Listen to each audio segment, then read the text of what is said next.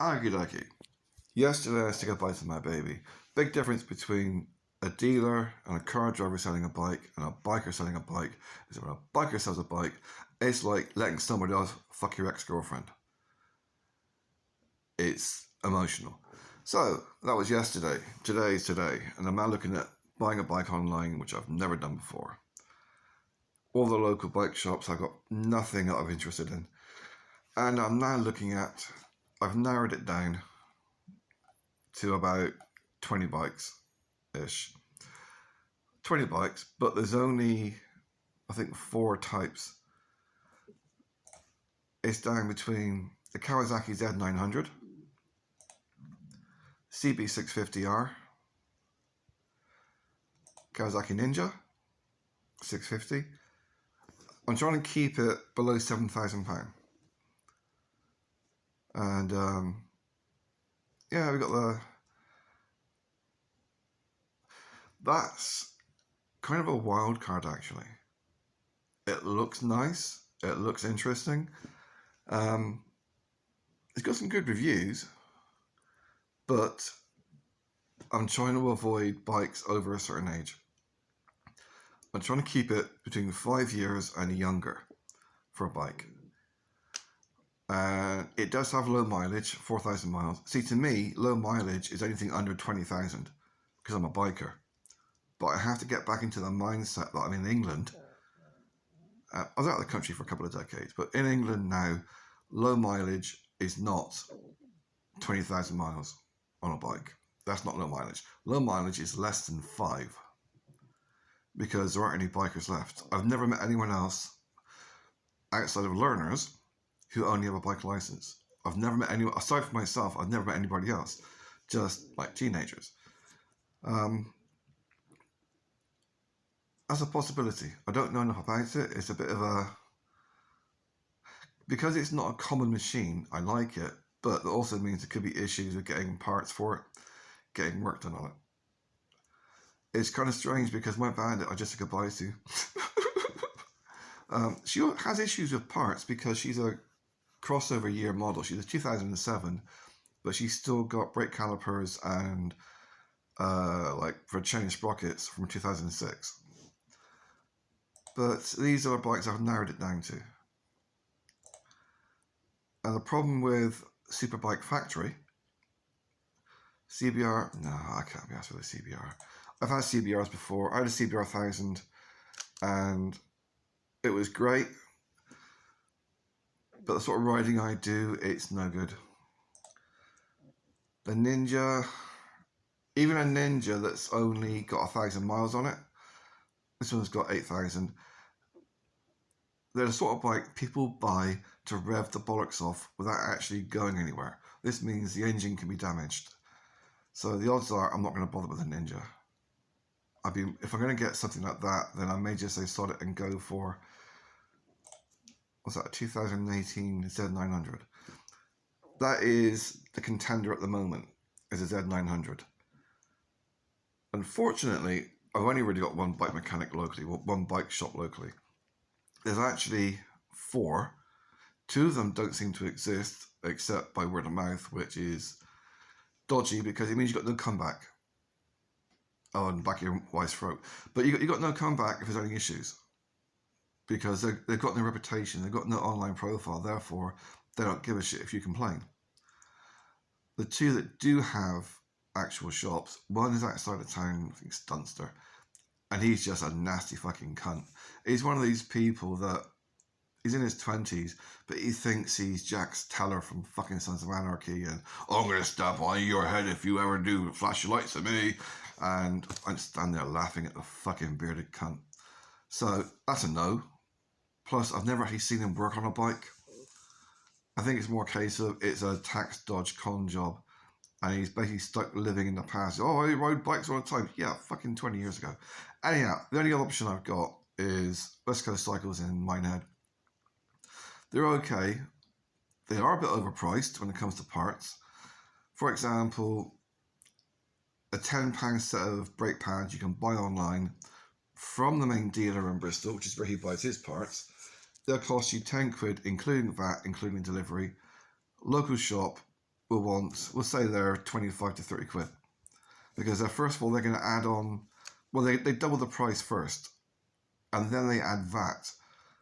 And that's before you get to the labour charge. So they're looking at charging me 2.5 times what they're actually paying for them. And that's before they charge labour to put them on. So a bike like the Z900, the parts are not going to be cheap because it is a super sport. The problem is that it's a naked super sport. It's got a pissant little visor screen. I don't get bikes to go slow. I get bikes because I'm an adrenaline junkie and I do max bikes. Whatever I get, I max it. See, that's got a bit more of a flip screen. That little bit of plastic does make a massive difference. See, I don't mind going up like £7 grand. I can even go over 7. It's just,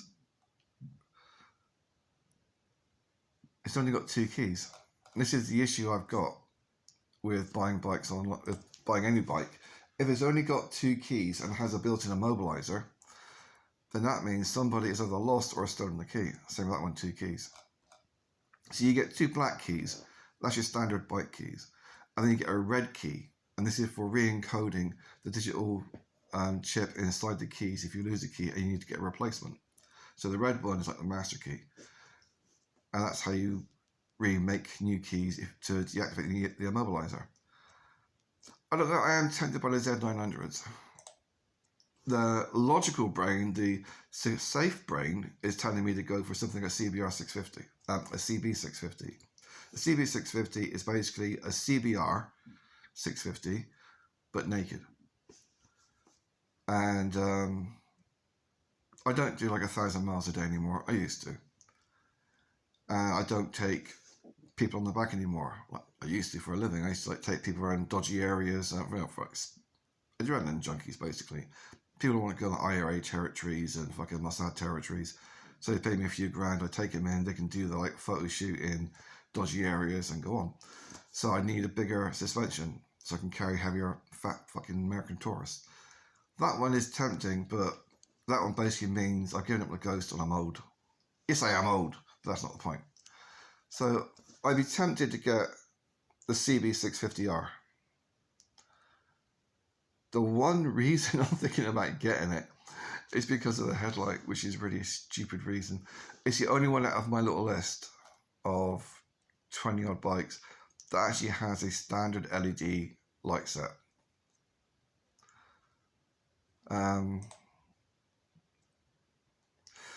Yeah, I don't know. I can't ride a green bike. Not after the fucking Irish. Nah, I could not ride a green bike. I mean, I'm really tempted by these CB650s. Okay, the colour scheme's a little bit. I'd have to change the colour scheme or modify it somehow. I mean, if you look at a bike like this, it's only done 5,000 miles. Now, this is something you need to look for when you're actually looking at these bikes online, especially on Superbike Factory. They'll have the mileage up here, 5,700 mile. Then you've got your mileage down here. So they're either saying it's done 6,432,000 miles or 6,432 kilometers because they misprint stuff. And I'm pretty sure they do it on purpose as a con job. The same way they put little phrases after it and refuse to explain what they actually mean. Yeah, 3 owners when it's only done 5,000 or 6,000 mile is really suspicious. Very suspicious. And it wouldn't surprise me if it's been crashed a few times for it to have done that kind of mileage. It seems more like somebody's had the bike, didn't know what they were doing. You know, that's bent.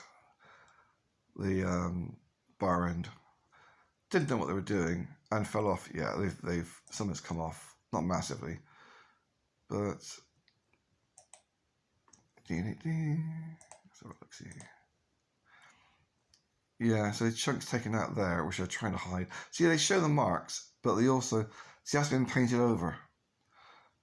So somebody slid the bike on the right hand side, taken the paint off, and just painted it. as long as the bike is still mechanically sound, it's not an issue. It's a cosmetic thing, but that could be covering up more severe damage. So it's been slid on the right hand side, you can see by the engine. Been doing at least 30 miles an hour to have that much damage on the engine work. Yeah, it was slid at least 40 miles an hour to have bent the bar ends like that. Bending up bar ends, they're nearly impossible to straighten unless you got two vices. So that means the handlebars could have been bent as well. So that's a no. Yeah, somebody's basically trying to touch up damage done to the bike. And it's gone down on the other side as well, because you can see where it's bent. So it's been dropped a couple of times. These are parts to look for as well, the nuts on the rear axle. If it has been dropped badly, these will show wear and tear marks. And you can always right click and save the picture and then zoom in. That one's got a slight scuff mark, so he's come off at a bit of speed. The issue with this is that you could end up bending the rear caliper. Good brakes though. But then it is technically a detuned naked race bike. See, the reason there could have a discrepancy with the mileage, because we've got 6,500 here and 5,500 here. What this could mean is that when they got the bike, it had done this mileage. But they spent the past 1,000 miles nearly in test rides. The problem with a test ride is that people do not treat bikes on a test ride the same way that they would treat a bike that they're going to buy. They thrash absolute fuck out of it. This is how you know someone's serious about buying your bike when they come to look at it. If they're revving the fuck out of it, redlining the bike, that means they're not going to buy it. If they rev it halfway up, that means they are, because they don't want to damage what could be their new bike. So this bike it's a potential. I was expecting to spend £2,000 more than this, but it is within my parameters. It's less than 5 years old. It's less than 10,000 miles. I mean, 10,000 miles is my limit depending on the age. It's had 3 owners, which is very suspicious. The suspicious thing with the 3 owners is that the first owner could have been a test ride.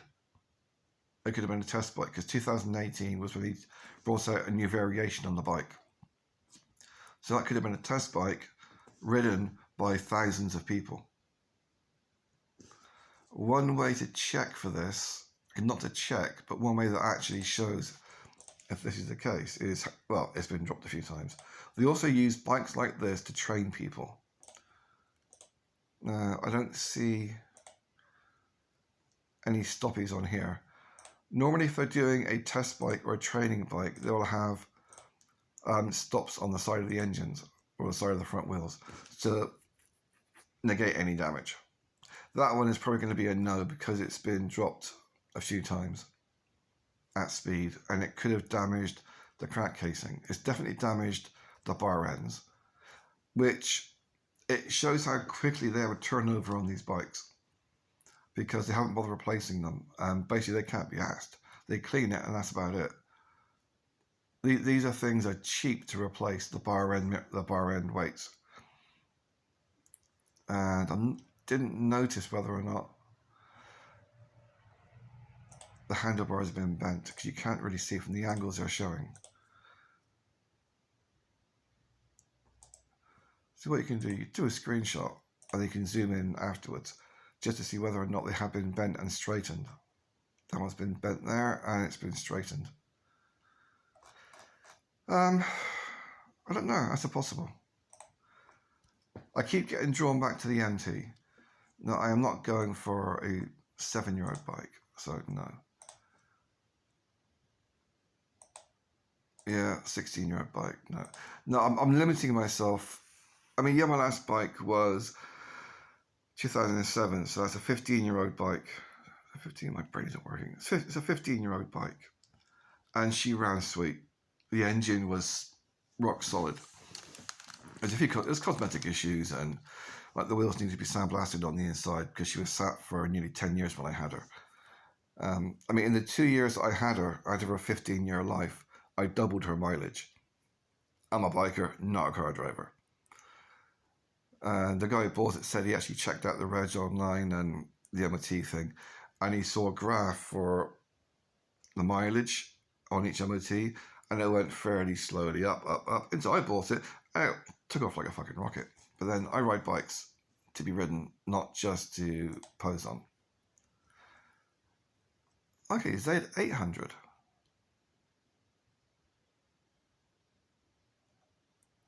Don't remember bookmarking that one. It's got 12,000 miles, which... See, 12,000 miles is actually not a bad mileage for a 6-year-old bike. It's averaging 2,000 a year, which is basically a standard car driver riding a bike. You know, a couple of thousand miles a year, and that's it. 2 previous owners is a good thing. Only 2 keys. This is a nice little touch they put on HPI Clear. And it hasn't done...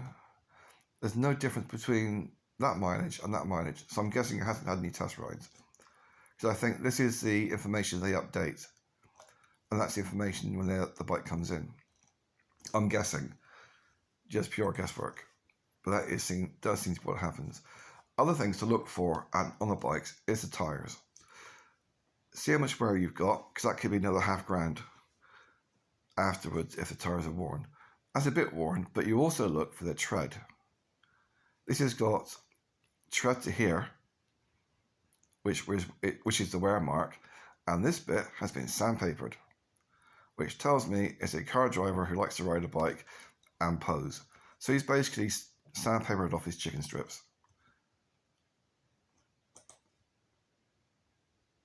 Scuff marks on this part of the bike.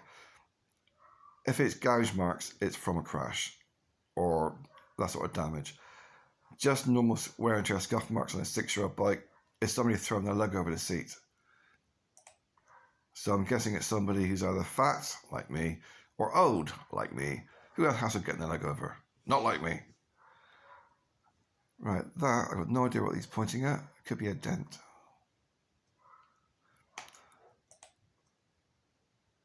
Yeah, so he's come down on the left.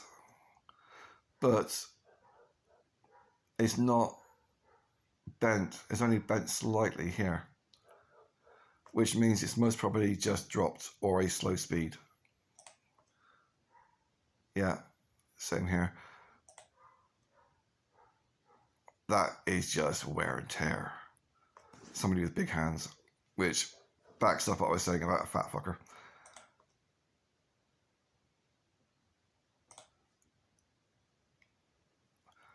That can actually happen when they buy the bike. I had a brand new bike before my Bandit, and it had these kinds of marks when I actually received it. And what it was, this could be different, but what it was of mine, it was just in transport because they hadn't strapped it down properly. And they actually just put a dent in the framework. That's a scrape. But a lot of these things are extras, like the cans. It's a weird fucking colour, though. I mean, you look head on, it's black, which is confusing. But then you look at it from a different angle, it's white.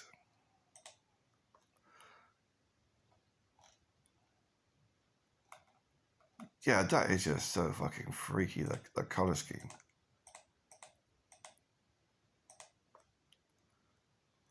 Yeah, that is a very strange colour scheme.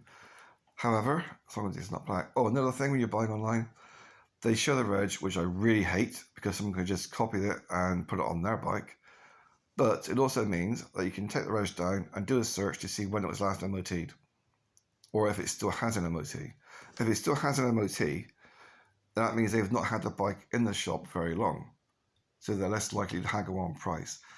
If it does not have an MOT, or if it's going to expire soon, that means they've had the bike for a while, and you can haggle. 2 owners. See, 2 owners is not bad. This is not the sort of bike they have for training. It's not the sort of bike they have for test rides.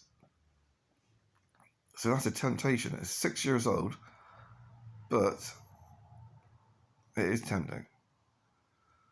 Also, you can download the video. Just right click, save video. And I've been doing this now for 4 hours this morning. It's 9:30, shit. Right, I've been off the road for 14 hours. I started the bike 7 o'clock yesterday evening. And right now I'm getting shakes from not having a bike. So I need to buy something. And I have no idea what the process is other than contacting them by their little chat thing and giving them my phone number.